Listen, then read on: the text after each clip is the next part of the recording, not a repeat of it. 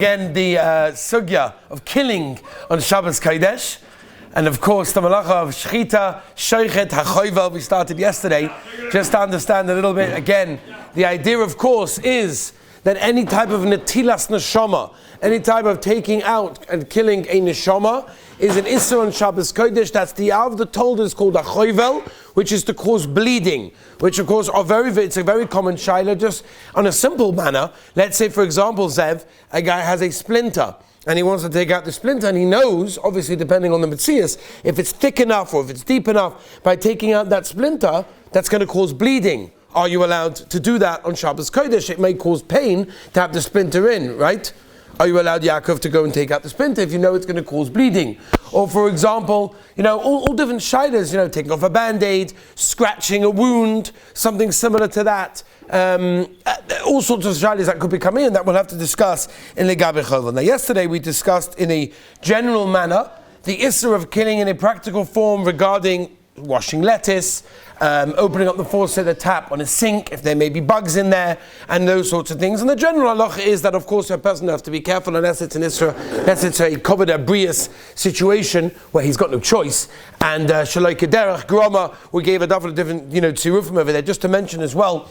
Two things that we forgot maybe yesterday. Number one, we mentioned a couple of times of the idea of muktzah. We spoke about the idea that, a bug is muktzah, balechaim is muktzah, the Shulchan Aruch brings it in Shinchas, that balechaim are muktzah, which means that bugs are muktzah, which means, of course, to go and obviously if you're not going to kill it, to wash it away with your hands, you've got to be careful because of muktzah, but there are heterim of what we call graf sherei. I'm not sure if the Olam have got there already, I don't think so, right? Towards the end of Semen Shinchas, we talk about graf sherei, whatever you pronounce it, which means something disgusting. That there are heterim legabe muktzah to move something that's disgusting, even though it's muktzah, right? Common example, if you have, for example, if you're eating pistachios, right, and you open up the shells of the pistachios and you put them on the table, and eventually you have in front of you a pile of disgusting shells, so that's going to be pashtus a grav sharei. The shaila ain't oisig grav sharei lechatchila. Are you allowed to put it there lechatchila? Okay, but akaponim, when it's there, you're allowed to move it. Why? Because it's disgusting. So there's a special heta of moving something that's muktzah if it's disgusting. So hu adin, when it comes to bugs, many bugs are repulsive and revolting to most people, I would assume, and therefore if that's the case, there are heterim of moving them even after they're dead, by the way. The stomazoi, let's say for example you have a macaque. Anyone knows what a macaque is? No. Very good. You have a cockroach that's dead on the floor, for example, and some people are eckled. It's disgusting to be there. So of course it would be better to do it with your foot or with a broom rather than taking a tissue, whatever. But again, it's a grav sharei, and therefore there could be a terim to move it. But this is not a hilchos muktzah shaila. You guys are learning that in the morning. We'll leave that to the morning seder and the marmakomis that you have. We're discussing now Shechita. Let's move on now to the second thing I wanted to discuss was the gabe, a baby that could be also again. Somebody mentioned at the end of the shir. What if you have a baby? We're discussing, flies and stuff. What if you're in the sukkah and you have a bee or a wasp or something and the baby could be allergic? So we're not discussing now a situation of someone that's allergic. If you have babies there, of course, it's more of a mokim, to do things that need to be done. Not outright to shecht, but maybe to do trapping, tzod, and maybe go and take it out and move it outside. Now, what was that? We have what on the shelf? Oh, okay, children on Shabbos. Next, Rabbi said, let's move on to some of the heterim of killing on Shabbos Kodesh. There's a Gemara in Shabbos Daf Mem Beis Amud Aleph that talks about the following. Very interesting sugya, applies to many situations. There's the Gemara. If you have a gacheles is what?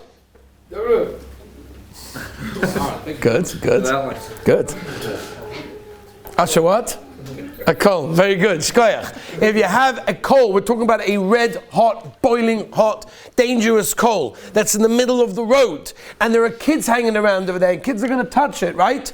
And if they're going to touch it, it's going to cause them danger. It's going to cause damage. It's going to cause all sorts of things over there. So the Gemara says anything that's a hezek l'rabim, right? Another example is a thorn. The Gemara tells us in the Rishus HaRabim, you are allowed to move it in that case, whatever. Malacha she'ein tzricha legufa, hezek harabim, and therefore it's going to be mutter. So therefore the shaila is, what happens if you have an animal if you have a creature, you have a creation of the Rabbeinu Shalom's wall, Marabu Masecha Hashem, that happens to be dangerous to various people. Are you or are you not allowed to move or damage or get rid of these things? And remember, there's two shilas. There's Sod, Seder, which is trapping. That could be one way of getting rid of it, Yaakov. And the second way of getting rid of it is obviously to kill it. So there are three categories of animals that we'll try to discuss. We'll try to get to all of them today. I'm not sure we will. And then we'll continue tomorrow, Be'ezus Hashem.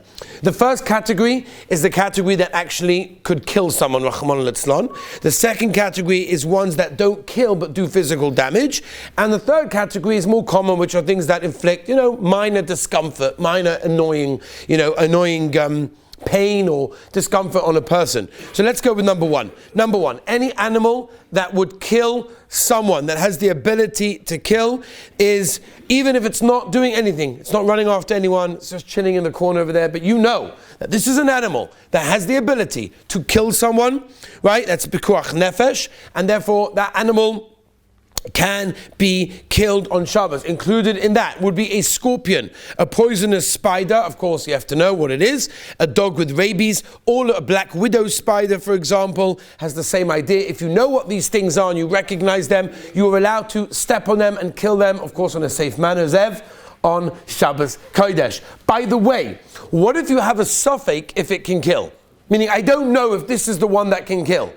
Do we say, says Shimon, Sofik B'Koach Nefesh. Sofik B'Koach Nefesh, what's the halacha? You could be Mekel, right?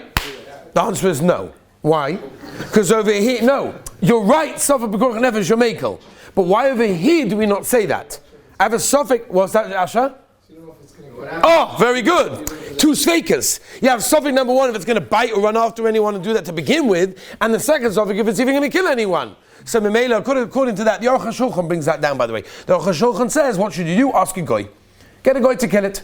You get a goy to kill it, and therefore, if they're coming after someone? Oh, but chances are it's going to bite somebody. Why? Why? Because it's right now it's chilling in the corner. Right now it's chilling in the corner. No one's really around. It's a big suffix if it's not such a suffix and it's more of a korov levadai that it's going to get someone. So then probably you could be make on that case. Because again, it's a malacha shen so you're going to go for anyway because they don't need the animal. So even the shechita that I do is not the shechita of the spitz of malacha anyway. So there's definitely a mokum to make on the case. And also if you've got, let's say, a baby around and you've got like a hornet or a bee or a wasp and you know that there's a shayla that the baby could be bitten, whatever, and this animal is hanging around over there too much, there's definitely a mokum to be makel in that case. Let's move on, Rabbi Isai. What about an animal that will not kill, but it could inflict serious injury or damage on a person in that case? So what's the din in that case? So it depends. The Shulchan Aruch says that there's enough gemina if the animal is running after someone or it's not running after someone. Meaning if the animal right now, or the bee, whatever it is running after someone, it's physically running, like as you can see, it's coming to attack. In that case, the halacha is, Shulchan Aruch paskins very, very clearly, you are allowed to kill the animal. That's posh. It's running after, even if it won't kill someone, but it's going to inflict serious damage and it's running after someone, Nuchi, then you're allowed to kill it in that case. Remember that halacha, it's very, very important. Not a mosquito bite, and not being killed, in between. Right, mosquito bite will be the next section. Somebody's pet dog is running after somebody. Right, they're not going to kill you, but they're going to bite you, and it's going to... Okay, what about a bee? Is the bee serious? It could be if it's a baby, or someone that's allergic. Okay, but that could kill you if somebody's allergic. So then it's more to kill to begin with. So you have to know... We're talking about a regular person that's going to get a bee sting, that's going to be, it's more than annoying, whatever it is. If it's running after, then you can kill them. So if it's more than just annoying, yeah, not just hanging around. You see, it's ready for action. You know what I'm saying? It's ready for pouncing. Right, Morty, you with us? Gavaldik. What if it's not running after? What if it's not running after? It's just, I don't want it around. It's not running after anyone, so I have no heta to kill it. So here you have a heta to trap it. If it's not running after and it could cause quite serious damage, again, we're not talking about a mosquito bite. A mosquito bite's not causing serious damage. You're talking about something that's going to cause a lot of pain, especially on kids, that's for sure, and it's not running after anyone. You could trap it in that case. You could, by the way, Mesiach lefi tumoy kill it. I don't know if you could even say that it doesn't even work, Mesiach lefi tumoy. But it means basically if you see it on the floor, and you sort of just like happen to walk in that direction and crunch, I'm not actually, Moish, you know what I'm talking about, I'm not actually outrightly stamping on it. I'm walking that way and it's like, happens to be You're basically fooling everybody, but not Hashem. But no, it's not fooling anyone. This could cause serious damage, but it's not running after anyone. So you have a heter to trap, and you can kill it in that way. Remember, even when you kill it, remember what we're doing over here. Rabbi said, this is Moish, this one's for you. This is not a loophole. Okay? Let's remember and understand that halacha works with a certain set of rules.